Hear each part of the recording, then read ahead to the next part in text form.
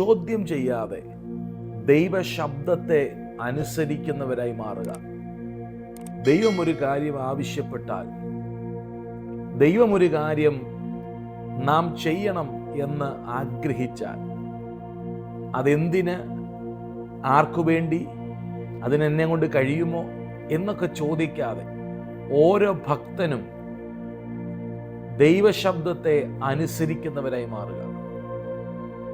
അബ്രഹാമിനോട് ഒരിക്കൽ ദൈവം പറഞ്ഞു, ഞാൻ നിന്നെ കാണിപ്പാനിരിക്കുന്ന ദേശത്തേക്ക് നീ പുറപ്പെടണം. അബ്രഹാം ഒരിക്കലും ആ ദൈവശബ്ദത്തെ, ദൈവാലോചനയെ ചോദ്യം ചെയ്തില്ല. അതുകൊണ്ട് പിന്നീട് അബ്രഹാമിനെ വിളിച്ചത് വിശ്വാസികളുടെ പിതാവെന്നാണ്. അബ്രഹാമിന്റെ ജീവിതത്തിലുണ്ടായ ശൂന്യതകളെ ദൈവത്തിന്റെ ആലോചന പരിഹരിച്ചു കൊടുക്കുകയാണ്. ഇന്നീ സമയം എന്നെ കേൾക്കുന്ന ദൈവവേദലേ, ദൈവമാണോ നിങ്ങളൊരു കാര്യം അരുളി ചെയ്തിരിക്കുന്നത്? ദൈവമാണ് നിങ്ങളൊരു കാര്യം പറഞ്ഞിരിക്കുന്നതെങ്കിൽ നിശ്ചയമായും ആ വിഷയത്തിൽ നിങ്ങൾ ആകുലതപ്പെടേണ്ട ആവശ്യമില്ല.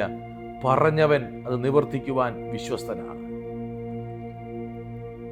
നിങ്ങളുടെ തലമുറകളുടെ വിഷയമായിക്കൊള്ളട്ടെ, കുടുംബജീവിതത്തിന്റെ വിഷയമായിക്കൊള്ളട്ടെ, ജീവിതത്തിന്റെ ഏത് സാഹചര്യങ്ങളുമായിക്കൊള്ളട്ടെ, ദൈവമാണ് നിങ്ങൾക്ക് വിഷയങ്ങളിൽ ആലോചന തരുന്നതെങ്കിൽ നിങ്ങൾ മറ്റുള്ളവരുടെ ആലോചനകൾക്ക് ചെവി കൊടുക്കേണ്ട കാര്യമില്ല.